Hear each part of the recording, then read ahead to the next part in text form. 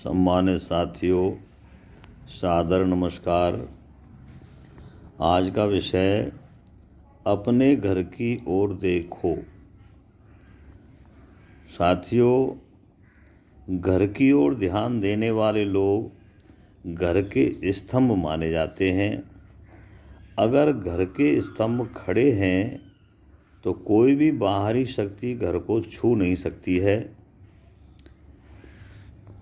बाहरी लोग घर में फूट डालने और उसे बर्बाद करने के नियति से या दुर्भावना की चालें चलते हैं।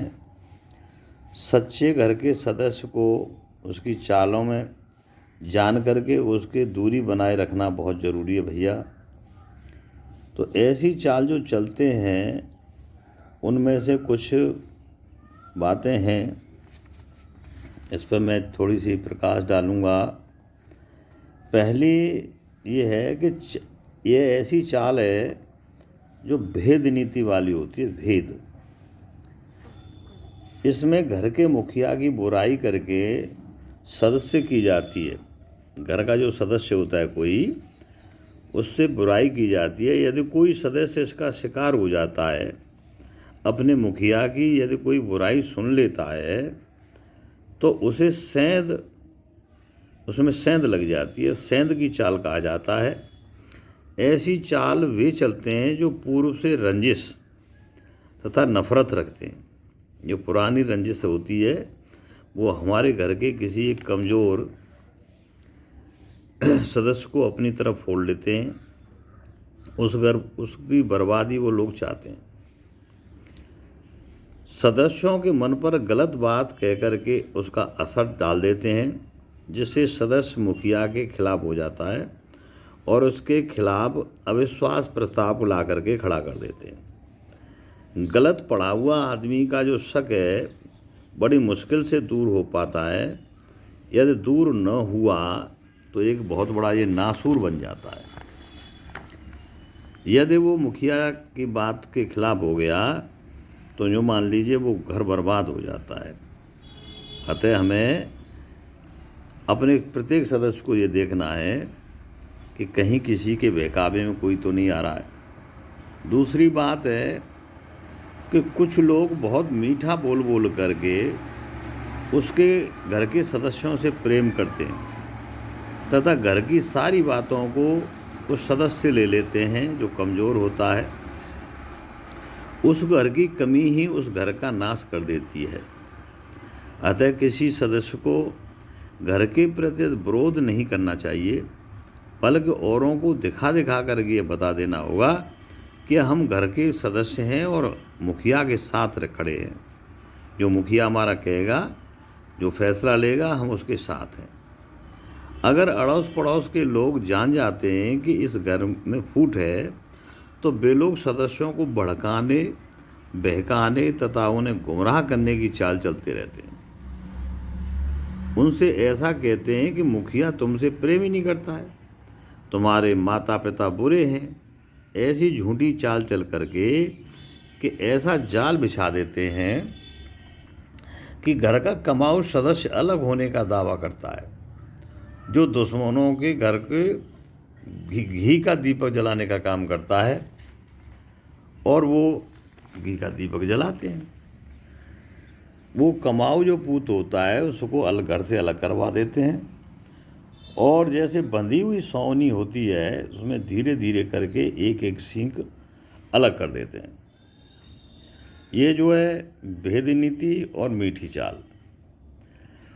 तीसरी बात यह है कि वो ऐसी चाल है कि बर्बादी के कगार पर घर को ले जाती है। घर के किसी कमाऊ सदस्य को नशे, जुए, वैश्यागमन के आदी बनाने की साजिश होती है।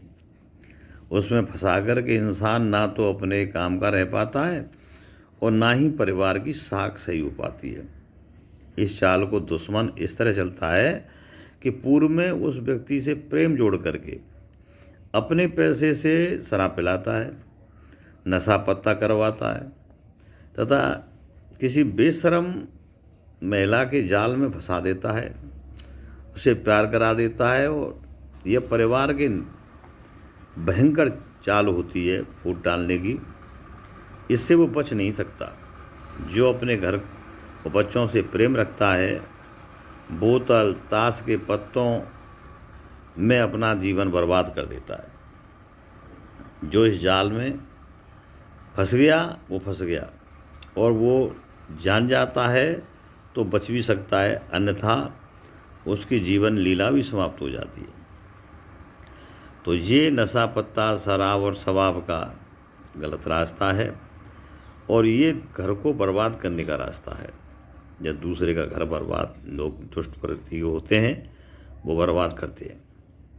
साथियों, चौथी चाल ये है, वो है तांत्रिक चाल।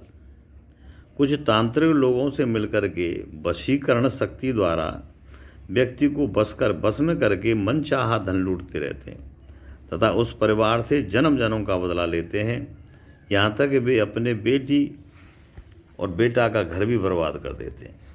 चाहे वो बेटी का घर हो चाहे बेटा का घर हो, दुष्ट आदमी के लिए कोई न बेटी है और न कोई बेटा है।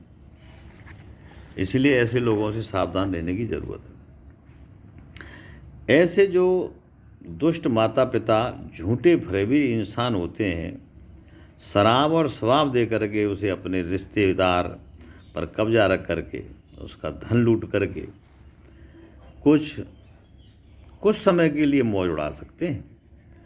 कुछ लोग तो जहर भी दे करके, घात दे करके उन ऐसे सदस्यों का जीवन समाप्त करने पर उतारू हो जाते हैं। बुरे कर्म करने वाले कुछ लोग कुछ समय के लिए मुखिया को मना सकते हैं, किंतु अंत में उसे बर्बाद कर देते हैं। ये लोग ओले की तरह होते हैं, क्योंकि ओला खुद तो मिटता ही है तथा औरों को भी मिटा देता है।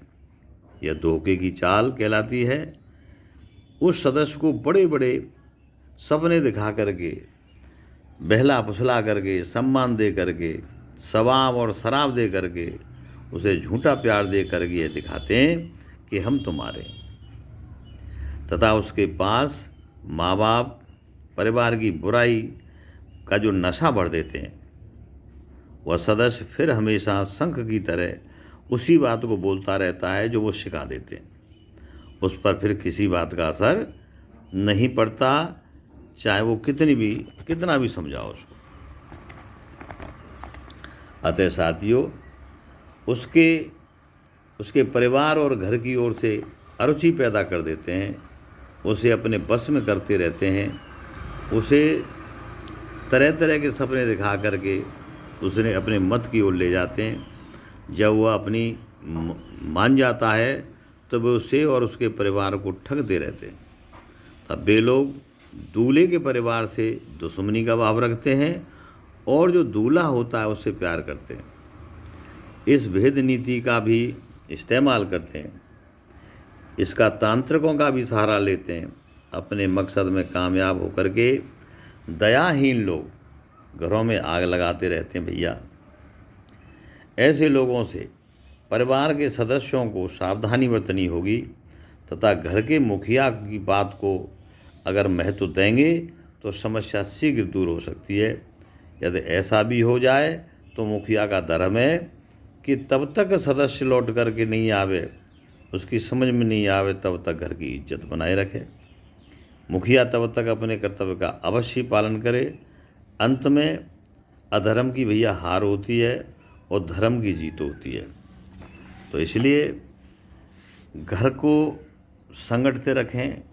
अपने परिवार के सदस्यों को, किसी भी सदस्य को पर बाहरी तत्व की कोई नेगेटिविटी नहीं आनी चाहिए। अपने परिवार के सदस्यों के प्रति सकारात्मक सोच होनी चाहिए। एक झाड़ू में जो सोनी की सींक होती हैं उनकी तरह सब सदस्यों को मिल कर के रहना चाहिए और अपने परिवार की कभी बुराई नहीं सुननी चाहिए। और हमारा परिवार श्रेष्ठ है, हमारा कुनबा देश काल सब श्रेष्ठ है और सकारात्मक सोच के साथ जीवन जीना चाहिए। नमस्कार।